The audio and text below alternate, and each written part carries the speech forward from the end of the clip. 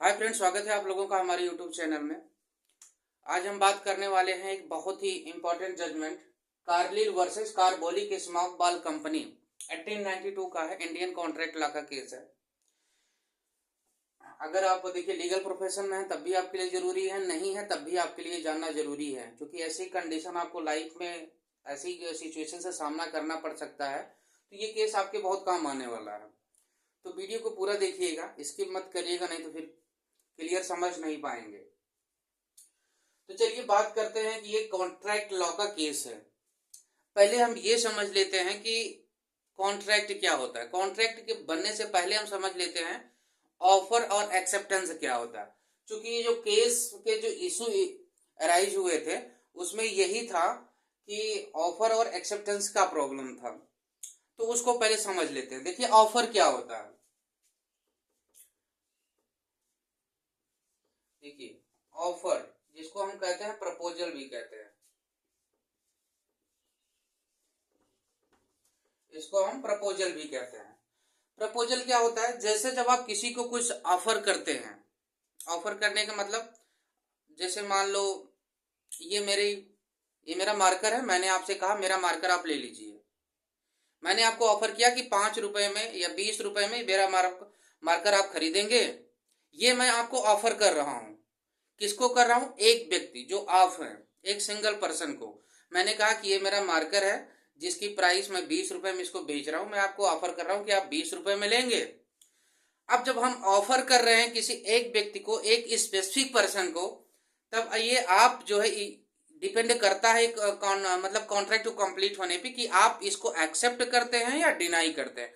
अगर आपने डिनाई कर दिया, नहीं हम नहीं लेंगे, तो ये कॉन्ट्रैक्ट बनेगा ही नहीं। तो ये होता है ऑफर या प्रपोजल। जब आप किसी को कोई चीज ऑफर करते हैं, कोई चीज बेचते हैं, कोई सर्विस देते हैं, जो भी होता है। ऑफर में कह सकते हैं कि एक जनरल ऑफर होता है। General offer public at large होता है, पब्लिक एट वर्ड होता है। और एक जब दूसरा वाला ऑफर जब होता है किसी एक व्यक्ति को जो है ऑफर किया जाता है। जनरल ऑफर भी दो प्रकार से की होता है। देखिए ऑफर में एक आप किसी, जैसे मैं अपना पेन, ये मार्कर आपको बेच रहा हूं, आप अकेले व्यक्ति को बेच रहा हूं। यही मार्कर मैं पेपर में एडवर्टीजमेंट निकाल दूं तो क्या होगा? पब्लिक एट लार्ज पे हो जाएगा, ठीक है। और जैसे या फिर उसमें भी दो प्रकार का जनरल ऑफर भी कह सकते हैं कि दो प्रकार का होता है।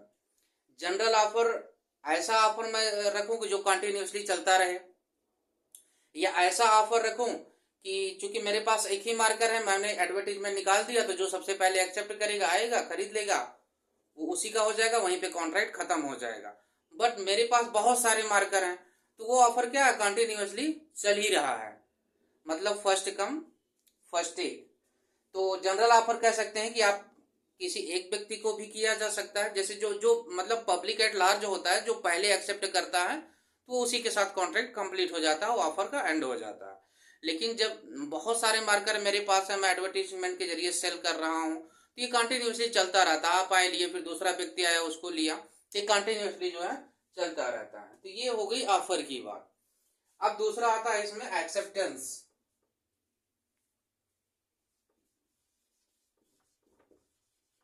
एक्सेप्टेंस, आप एक्सेप्ट करते हैं, ठीक है। जैसे मैंने कहा कि आप मेरा मार्कर ले लो, तो जब तक आप एक्सेप्ट नहीं करेंगे तब तक कॉन्ट्रैक्ट कंप्लीट नहीं होगा।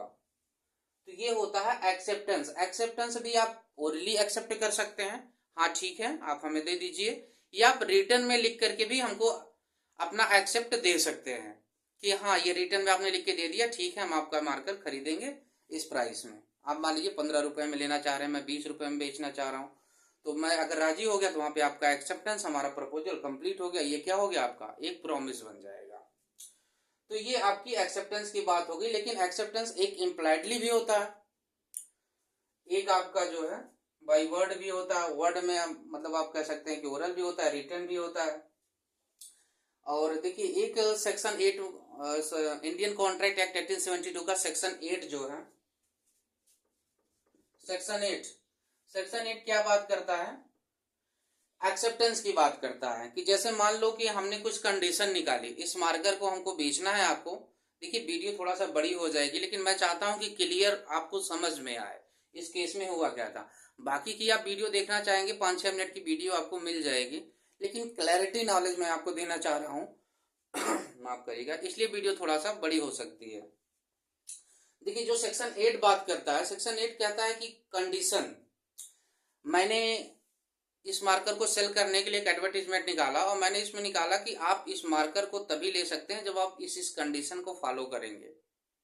समझ में आई बात, कुछ कंडीशन मैंने रख दिया। तो वो सेक्शन 8 यही बात करता है कि अगर आप उस कंडीशन को, जो भी ऑफर की जो कंडीशन है, आप उसको अगर परफॉर्म कर देते हैं तो उस कंडीशन से, मान लीजिए आपको इस मार्कर को लेने के लिए कुछ कंडीशन मैंने रख दी, जैसे कि आप कह सकते हैं कि आप इस मार्कर को तभी ले सकते हैं जब आपकी एज 18 साल से ऊपर हो, या कुछ व्यक्तियों के लिए मैंने प्रतिबंध लगा दिया, ये व्यक्ति इस मार्कर को नहीं ले, मतलब जो भी कंडीशन मैंने लगा दी वो कंडीशन को आपने फुलफिल कर दिया, आप ये चीज करिए तब आप मार्कर को परचेज कर सकते हैं। तो सेक्शन 8 कहता है कि आप एक्सेप्टेंस डायरेक्टली नहीं दे रहे हैं, लेकिन आप उस कंडीशन जो मैंने लगा रखी इस मार्कर को खरीदने के बाद, जैसे आप देखते हैं कुछ चीज आप मार्केट से खरीदते हैं तो उस पर कुछ कंडीशन लगा रहता है कि आप इस तरीके से यूज करिए। जैसे आप कोई सामान खरीदते हैं, मोबाइल फोन खरीदते हैं या कोई वॉशिंग मशीन है, जो भी चीजें खरीदते हैं तो उसमें एक गाइडलाइन दी होती है कि आप इस तरीके से यूज करिए, इस तरीके से यूज नहीं करेंगे फिर कोई डैमेज होगा तो हम उसके लिए रिस्पॉन्सिबल नहीं होंगे। तो मैंने कहा कि मार्कर आप ले जाइए, आप इसको दिन में 2 बार रिफिल करिएगा, 3 बार रिफिल करिएगा, उसके बाद इसमें कोई प्रॉब्लम नहीं होगी। फिर प्रॉब्लम होती फिर मैं जिम्मेदार होता हूँ, आप उस सारी कंडीशन को फुलफिल कर रहे हैं। तो वहां पे क्या हुआ कि अगर आप कंडीशन को फुलफिल करते हैं तो वहां एक्सेप्टेंस मान लिया जाता है, ये सेक्शन 8 बताता है। ठीक है, अब बात कर लेते हैं कॉन्ट्रैक्ट। कॉन्ट्रैक्ट के लिए आपको पता है ऑफर होना चाहिए, एक ऑफर प्लस आपका एक्सेप्टेंस होना चाहिए, ये आपका क्या हो जाएगा, promise. Offer plus acceptance equal to promise, एक प्रॉमिस बन गया। इसी प्रॉमिस में जब आपका कंसिडरेशन जोड़ दिया जाएगा, आप कह सकते हैं प्रॉमिस प्लस कंसिडरेशन। कंसिडरेशन का मतलब कुछ मनी वगैरह, पैसे के रूप में या प्रॉपर्टी के रूप में जो भी आप रिसीव करते हैं। प्रॉमिस हुआ, जैसे ही मार्कर आप हमारा रिसीव करेंगे तो कंसिडरेशन होगा, आप जब मार्कर रिसीव करेंगे तो आपके लिए कंसिडरेशन होगा, हम पेमेंट रिसीव करेंगे तो मेरे लिए कंसिडरेशन होगा। ये आपका इक्वल टू हो जाता है एग्रीमेंट। एग्रीमेंट, अभी ये कॉन्ट्रैक्ट नहीं हुआ है, कॉन्ट्रैक्ट ये तब होगा जब इंडियन कॉन्ट्रैक्ट एक्ट का सेक्शन 10 इसके साथ ऐड हो जाएगा। सेक्शन 10 जब इसके साथ लग जाएगा plus section 10 Indian contract act का इसके साथ जुड़ जाएगा तो ये आपका बन जाएगा कॉन्ट्रैक्ट। अब ये इक्वल टू हो जाएगा कॉन्ट्रैक्ट। सेक्शन 10 क्या बात करता है, उसमें कुछ कंडीशन होती है कि कॉन्ट्रैक्ट, एक एग्रीमेंट कॉन्ट्रैक्ट तभी हो सकता है जब उसके साथ ये सारी कंडीशन, कौन कौन सी कंडीशन, उसमें फ्रॉड नहीं होना चाहिए, कोएर्सन नहीं होना चाहिए, अनड्यू इन्फ्लुएंस नहीं होना चाहिए, मिस एप्रोप्रिएशन, क्या कहते हैं, मिस्टेक नहीं होना चाहिए। ये सारी चीजें आपके, एक पॉइंट और उसमें आता है, आपका इंटेंशन होना चाहिए, क्या, कॉन्ट्रैक्ट करने के लिए। बिना इंटेंशन के कभी कभी कॉन्ट्रैक्ट जो है वैलिड नहीं हो। जैसे मान लीजिए कि एग्जांपल आप देते हैं इंटेंशन का मतलब, आपने अपने रिश्तेदार से वादा किया कि आज रात को हमारे घर खाना खाने आइएगा, ठीक है, और उस कंडीशन में मान लीजिए 5 लोगों को आपने न्योता दे दिया कि 5 लोग आप हमारे घर खाना खाने आइएगा आज रात को। आपने पूरी तैयारी कर ली, खाना बना दिया और 5 लोग फिर नहीं आए।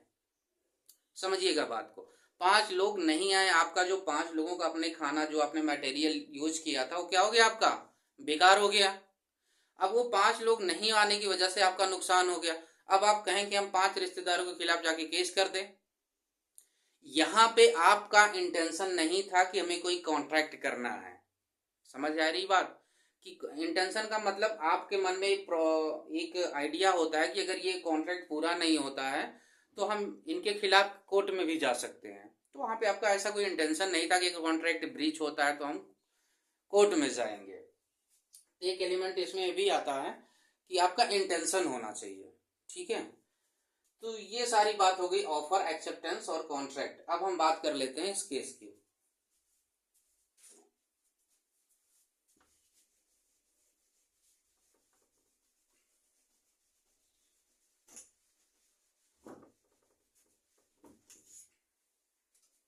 देखिए इस केस में क्या था, ये एक लड़की थी कार्लिल, वो एक औरत थी कार्लिल। उस समय क्या था कि 1892 में एक इन्फ्लुएंजा चल रहा था। इन्फ्लुएंजा कह सकते हैं कि एक बीमारी टाइप में चल रही थी। उस समय उससे 1 मिलियन लोग की डेथ हो चुकी थी इस बीमारी की वजह से। जैसे अपने यहाँ कोरोना चल रहा था, कोरोना नहीं था लेकिन वो दूसरा पार्ट था। तो वहां पे एक कंपनी थी कार्बोलिक स्मार्ट बाल कंपनी, इसने एक मेडिसिन बनाई। इस कंपनी ने एक मेडिसिन बनाई और उसने कहा कि जो व्यक्ति भी हमारी इस मेडिसिन का इस्तेमाल करेगा उसको वो बीमारी जो इन्फ्लुएंजा है वो नहीं होगी। और उसने पेपर में एडवर्टीजमेंट निकाला। उसने क्या कंडीशन देखी, अब कंडीशन की बात आ गई ना सेक्शन 8 की।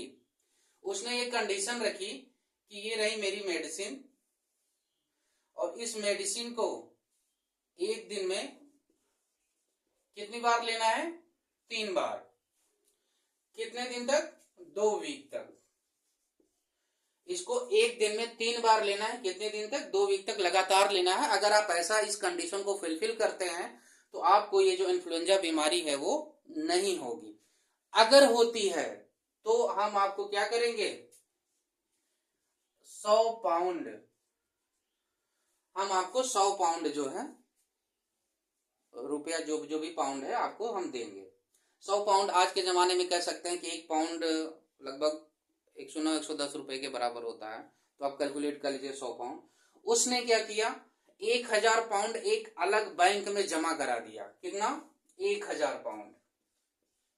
1000 पाउंड उसने एक बैंक में अलग से जमा करवा दिया। अब देखिए यहाँ पे, देखिए अभी मैंने बात किया था ना, create intention to create a legal relation. आपके पास ये इंटेंशन होना चाहिए। देखिए ये क्यों जमा करा दिया, क्योंकि वहां पे उसका इंटेंशन था कि हमको लीगल रिलेशन में आना है। अगर किसी के साथ ऐसा नहीं होता है तो हमको जो है वहां पे 100 पाउंड जो है उसको देना पड़ेगा। यहाँ पे उसका इंटेंशन था। अब उसने जमा करा दिया। अब इस लड़की ने क्या किया, उसने मेडिसिन को जो है परचेज किया और इसको कंटिन्यूसली 2 वीक तक इस्तेमाल किया। उसके बाद फिर वो उसको जो इन्फ्लुएंजा फैल रहा था उसको हो गया। अब वो जो कोर्ट चली, उसने उसको नोटिस किया कंपनी को कि हमें पेमेंट दीजिए, कंपनी ने मना कर दिया। उसके बाद जो वो कोर्ट चली गई। कोर्ट में देखिए इन्होंने जो पॉइंट रखा, जो कार्बोलिक स्मोक बाल कंपनी थी, ये जो स्मोक बाल है ये मेडिसिन का नाम था। अब इन्होंने क्या पॉइंट रखा कि चूंकि हमने उस औरत को ऑफर ही नहीं दिया था और ना ही उस औरत ने एक्सेप्ट किया था, तो यहाँ कॉन्ट्रैक्ट कहाँ होता है। देखिए इसीलिए मैंने उस सारे पॉइंट को डिस्कस किया था कि ऑफर और एक्सेप्टेंस होना चाहिए। तो कंपनी ने यही अपना इशू रखा कि ना ही हमने ऑफर दिया था ना ही उसने एक्सेप्ट किया था, तो यहाँ पे कॉन्ट्रैक्ट कहाँ होता है, हम उसके लिए रिस्पॉन्सिबल नहीं होंगे। इसने क्या कहा कि देखिए चूंकि जो सेक्शन 8 बात करता है कि अगर हमने आपकी कंडीशन को फुलफिल कर लिया था इम्प्लाइडली, ये हमारा एक्सेप्टेंस हो गया। इम्प्लाइडली भी समझा देते हैं। जैसे मान लीजिए आप कोई मकान, जैसे मान लीजिए हमने कहा कि आप इस मकान को लेंगे या आप ये मकान हम किराए पे दे रहे हैं, आप इसको लेना चाहेंगे, तो आप डायरेक्टली ना कहकर आप अपना सामान वहां पे शिफ्ट करने लगे। तो इम्प्लाइडली रूप से दिख रहा है कि हाँ उस मकान को आप किराए पे लेना चाह रहे हैं। तो वहां पे इसने क्या किया कि सेक्शन 8 के अनुसार उसने जो है कंडीशन को फुलफिल कर दी, इसका एक्सेप्टेंस कंप्लीट हो गया। और इसने जो है एडवर्टीजमेंट निकाला, वो कोर्ट ने उसको जो है माना कि ये जनरल ऑफर है, पब्लिक एट लार्ज, और ये कंटिन्यूअस के लिए, किसी एक व्यक्ति के लिए नहीं। ये अगर इसके बाद इसने लिया और इसको बीमारी हो गई तो बाकी लोगों ले ना लें उनके ऊपर है, लेकिन इसके बाद भी ऑफर कंटिन्यू था, वहीं पे खत्म नहीं होगा। क्योंकि जनरल ऑफर 2 प्रकार बताए, पब्लिक एट लार्ज या पहले आओ आपके साथ कॉन्ट्रैक्ट कंप्लीट हो जाएगा। तो ये जो $100 था, माफ करिएगा, ये जो $1000 था कंपनी ने जमा किया था, तो कोर्ट ने कहा कि आपका इंटेंशन था कॉन्ट्रैक्ट करने का या लीगल रिलेशन में आने का, आपकी सीरियसनेस आपका दिखता है कि आप जो है कॉन्ट्रैक्ट को फुलफिल करना चाहते थे। तो आपने जो कंसिडरेशन रिसीव किया, आपने जो दवा बेचा, आपका जो प्रॉफिट हुआ वो आपका कंसिडरेशन हो गया, उसने दवा खरीदा और इस्तेमाल किया, आपकी उसने जो कंडीशन आपने रखी थी उसको फुलफिल किया, तो यहाँ पे एक कॉन्ट्रैक्ट पूरा हो गया। तो 3 जजों की बेंच थी, उसने क्या किया कि जो डिसीजन दिया वो कार्लिल के फेवर में दिया। उसने कहा कि आज जो मेडिसिन इसने कार्लिल ने ली थी उसकी वजह से जो आपको इनको इन्फ्लुएंजा हो गया, और जो आपने शर्त रखी थी 1,100 पाउंड देने की, आप इनको पे करिए। तो ओवरऑल हम कह सकते हैं कि जो डिसीजन था कोर्ट का वो किसके फेवर में गया, कार्लिल के फेवर में गया, और इनके कार्बोलिक स्मोक बॉल कंपनी के अगेंस्ट में गया। तो ये था आज पूरा ऑल अबाउट केस लॉ। आशा करता हूँ आपको केस लॉ समझ में आया होगा, और वीडियो पसंद आई हो तो वीडियो को लाइक और सब्सक्राइब जरूर करिएगा। इसी प्रकार की वीडियो चाहते हैं कंटिन्यूसली आपको नोटिफिकेशन मिलती रहे, तो आप चैनल को सब्सक्राइब करके वीडियो को लाइक कर दीजिएगा, नोटिफिकेशन को ऑन कर दीजिएगा। मिलते हैं फ्रेंड्स अगली वीडियो में, तब तक के लिए नमस्कार।